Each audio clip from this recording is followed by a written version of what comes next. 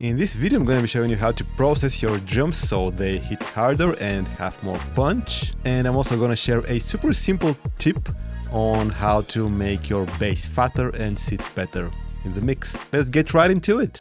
Alright, so I got this beat.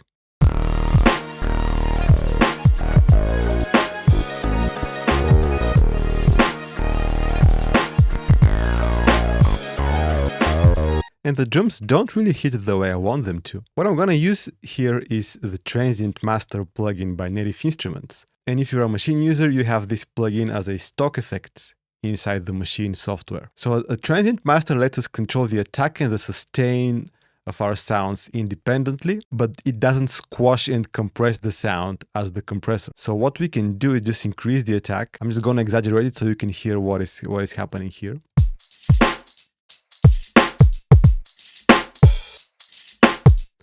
Now that is a bit too much. Be careful not to over process it with the transient shaper. It always sounds good at first, but then you may realize that it's a bit too much. And by the way, if we turn it counterclockwise, it will soften the attack of the drums.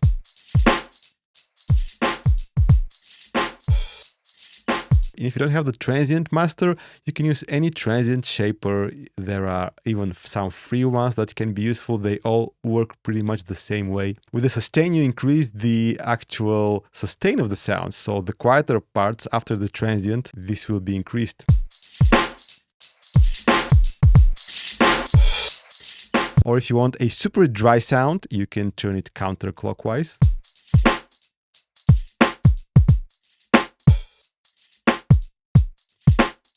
So it basically kind of works as an envelope, but applied as an audio effect. So it's really, really useful. So what we're gonna do here, I'm just gonna increase the attack slightly,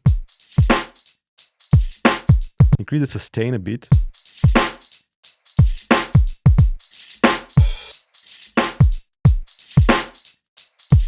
And of course, we're going to be adjusting this to taste. But the next thing I'm going to add is the glue compressor. We're not going to be using compression on this one, but the glue compressor has the soft clipping option that's really useful here. So I'm going to set the range to 0 dB. This essentially turns off the compression in the glue compressor. Turn on the soft clipper, and I'm going to increase the makeup gain to drive it a bit, just to hit the soft clipper a bit harder.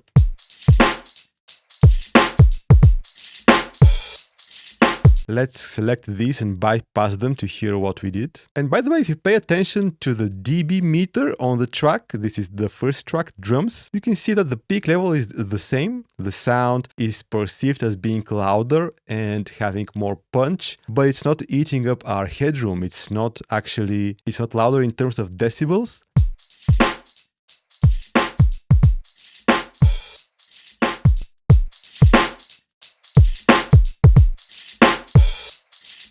But we perceive it as louder and punchier. So this is a really cool approach. By the way, if the video is useful, make sure to hit the like button down there. It's a great way to help the channel. And also check out my sample packs and Ableton Live packs from the link down in the description of the video. Some are free, some are paid, but definitely very useful and very affordable, and also a great way to show your support and appreciation of what I do on this channel. Now, another thing I want to do is just to layer something on the snare, because I would love to have a bit more mid-range punch in this one. Just going to find a clap sample, drop it onto the snare, hold Command, and this will layer it onto the snare. So this is a very easy way to layer the drums in the drum rack. I have a full tutorial on this. I will link it in the video description. So now that we've layered our snare with the clap, let's find a way to delay this clap a bit. Now, if you're using audio tracks and audio clips, delaying the clap would be super easy, just dragging it. But in the drum rack,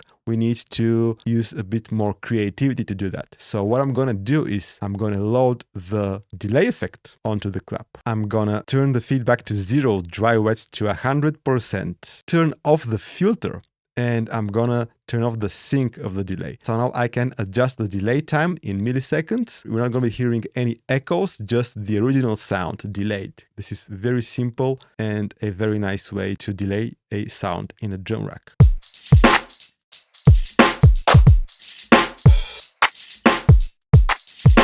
A bit too much, so we're gonna turn it down.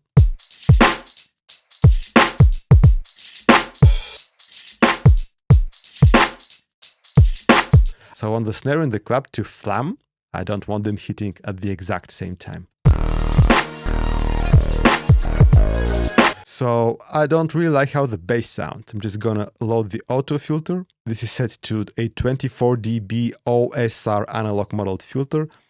Turn down the frequency and I'm gonna increase the drive, so this will make the bass sound smoother but still have this presence due to the drive. Okay, so before we hear the final result, I fine-tuned all the settings a bit, and one thing that's gonna help with the kick, especially to cut through the bass and sound more punchy without actually processing the kick, would be to add a sidechain compression to the bass. Load the compressor, go to the sidechain section, turn on sidechain, choose audio input to be drums, and from the second drop down we choose the bass drum.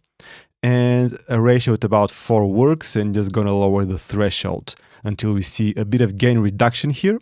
We don't want aggressive sidechain compression, we just want the bass to duck out of the way a bit to make some space for the kick. And we're gonna perceive the kick as being more punchy because it's gonna cut through the bass much better without actually doing anything to the kick.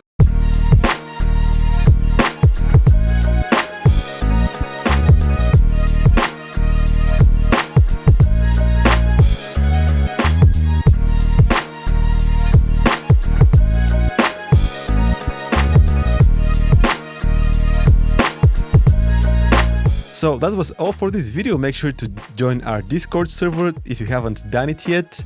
Follow me on Instagram. All these links are down in the video description, and I will see you in the next one.